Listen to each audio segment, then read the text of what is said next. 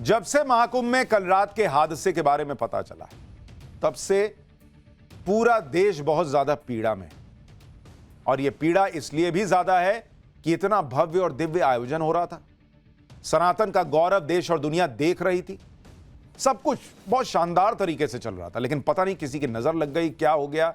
सब कुछ अच्छे से संभालते संभालते भी एक घटना हो गई। महाकुंभ में जो अनहोनी हुई उसने आपको, हमको, मतलब सबको दुख और पीड़ा से भर दिया है। कुछ नेताओं का मैं कह नहीं सकता, लेकिन बाकी देश को अगर आप मोटे तौर पर बात कीजिएगा तो लोग पीड़ा में।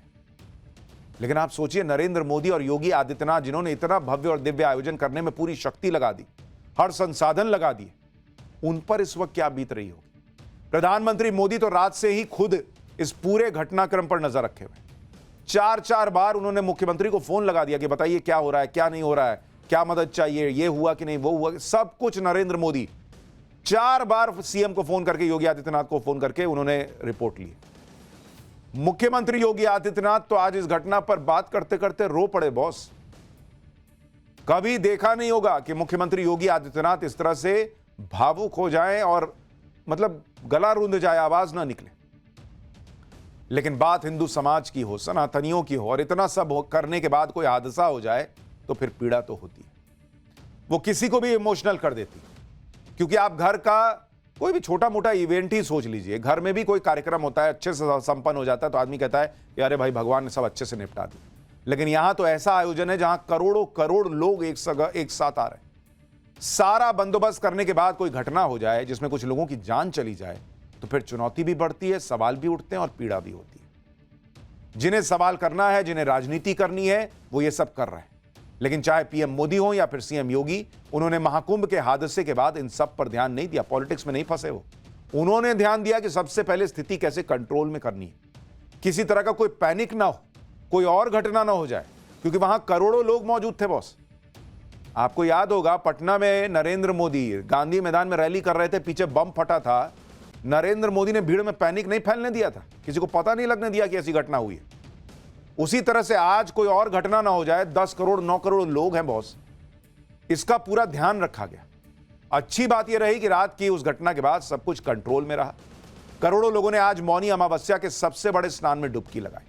भक्ति और आस्था के इस उत्साह को कोई अनहोनी डिगा नहीं पाई। यही सनातन और हमारे हिंदू समाज की सबसे बड़ी ताकत भी है, क्योंकि सब ये समझते हैं कि जो हुआ वो होना नहीं चाहिए था। लेकिन यह हादसा हुआ कैसे, रात को हुआ क्या था, हादसे का पूरा सच क्या है, वो वीडियो जो वहां से आए वो क्या बता रहे हैं, घटना हुई कैसे, कोई अफवाह उड़ा दी गई क्या कोई साजिश थी, लापरवाही थी।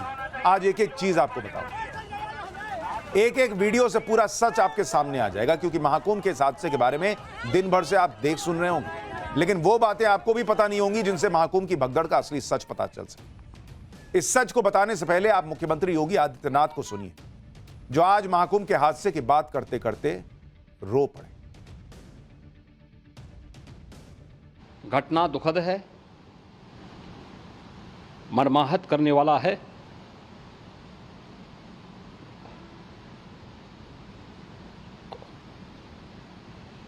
उन सभी परिजनों के प्रति हमारी पूरी संवेदना है। घटना दुखद है, मर्माहत करने वाला है।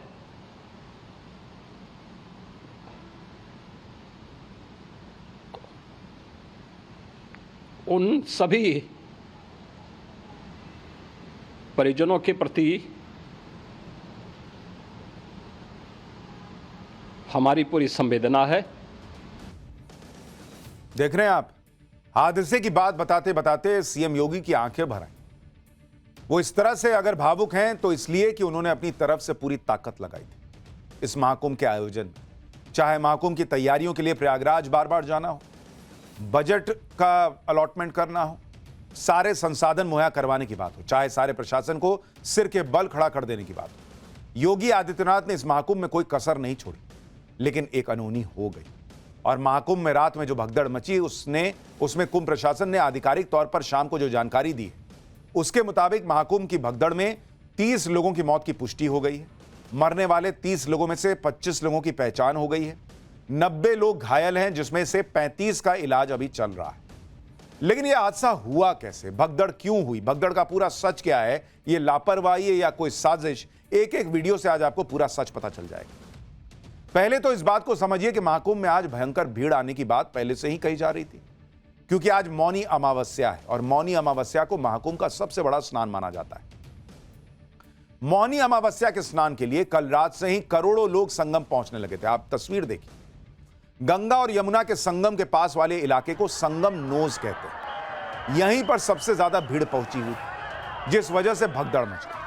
हादसा कैसे और क्या हुआ उसे समझने से के लिए आपको हादसे से ठीक पहले के कुछ वीडियो दिखाता हूं। सबसे पहले एक वीडियो देखिए। भीड़ को कंट्रोल करने के लिए प्रशासन ने बैरिकेडिंग लगा रखी। भीड़ बढ़ी तो श्रद्धालु बैरिकेड्स को तोड़कर उस रास्ते पर भागते दिखते हैं जो रास्ता पुलिस ने अखाड़ों के स्नान के लिए बनाया हुआ था। यानी यह तो दिखता है कि अगर 9 करोड़ 10 करोड़ लोग पहुंचे, श्रद्धालु पहुंचे, तो उसमें से 99.9% लोगों ने संयम दिखाया, नियम फॉलो किया। कुछ लोगों ने नियम तोड़ा। एक और वीडियो देखिए, इसमें श्रद्धालु की भारी भीड़ संगम तट की तरफ भाग रही है। इस भागम भाग में कुछ लोग जमीन पर गिर भी जाते हैं और भीड़ उन्हें कुचलते हुए आगे भाग रही है। यानी कुछ लोगों ने ऐसा माहौल बना दिया कि बस अभी स्नान करेंगे तभी जैसे वो स्नान कर पाएंगे, वरना नहीं हो पाएगा। और इसलिए वहां पर भीड़ जो लोग थे वो भी तेजी से भागने लगे। एक और वीडियो देखिए। इस वीडियो में पुलिस ने बांस को बांधकर बैरिकेडिंग की हुई, वो टूटी हुई, पुलिस उसे जोड़ने में लगी हुई। एक और वीडियो आपको दिखाता हूं। यह हादसे के ठीक बाद का वीडियो है, जिसमें बैरिकेडिंग टूटी हुई दिखती है। आसपास पुलिस वाले और मेला प्रशासन से जुड़े हुए लोग भी वहां पर दिख रहे हैं। ये तस्वीर देखिए, इसमें भी बैरिकेडिंग टूटी हुई। यानी मोटे तौर पर ये सारे वीडियो इस बात का सबूत दे रहे हैं, इस बात की तरफ इशारा कर रहे हैं कि जैसे भीड़ में से शायद कुछ लोगों ने यह प्रयास किया कि किसी तरह से अंदर जाएं, किसी तरह से स्नान कर लें, और उसके बाद बैरिकेड वगैरह तोड़ते हुए कुछ लोग अंदर गए और पीछे भीड़ आई और कहा जा रहा है कि उसी में लटपटा के कई लोग गिर गए। यही बात मुख्यमंत्री योगी आदित्यनाथ भी कह रहे हैं। योगी आदित्यनाथ ने बताया कि कैसे भीड़ ज्यादा हो गई थी और लोग बैरिकेड कूद कूद कर जाने लगे। सुनिए एक बार योगी आदित्यनाथ को। कल सायंकाल 7 बजे से ही काफ़ी बड़ी संख्या में श्रद्धालुजन प्रयागराज पहुंच करके स्नान भी कर रहे थे और काफ़ी बड़ी संख्या में श्रद्धालुजन ब्रह्म मुहूर्त का भी इंतजार कर रहे थे। एक दुर्भाग्यपूर्ण हादसा इसी दौरान अखाड़ा मार्ग पर संगम के तट पर हुआ। यह हादसा भारी भीड़ के द्वारा अखाड़ा मार्ग के बैरिकेडिंग्स को तोड़ने और उसके बाद उससे कूद करके जाने के कारण वहां पर हुआ है। बताया जा रहा है कि यह घटना इसलिए हुई क्योंकि हर कोई वहां पर ब्रह्म मुहूर्त में संगम में डुबकी लगाना चाह रहा था। इसी भावना से प्रेरित होकर लोगों की भीड़ मौनी अमावस्या पर स्नान के लिए संगम पहुंच रही। लोगों के आने का सिलसिला कल से ही शुरू हो गया। मंगलवार रात होते होते संगम के पास करोड़ों श्रद्धालु जमा हो गए। ये तस्वीरें आप देखिए, ये मंगलवार रात 1:30 बजे की तस्वीरें बताई जा रही हैं और आप भीड़ का आलम देखिए। बस लोगों के आने का सिलसिला लगातार चले ही जा रहा था। उसके बाद तस्वीरें आज तड़के सुबह की आप देखिए, जब संगम नोज के पास स्नान के लिए लोग उमड़ पड़े थे। इसी से आप अंदाजा लगा सकते हैं कि कितनी भीड़ जमा हो गई थी। इस भीड़ को कंट्रोल करने के लिए प्रशासन ने बाकायदा बैरिकेडिंग की हुई थी। समस्या तब खड़ी हुई जब कुछ लोगों ने बैरिकेडिंग फांदना शुरू किया।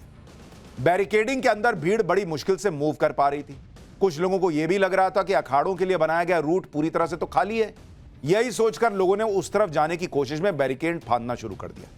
इसके बाद ही भगदड़ जैसे हालात बन गए, क्योंकि सब लोग फांद नहीं पाए। कहा जा रहा है कि भाई कुछ लोग तो फांद के चले गए,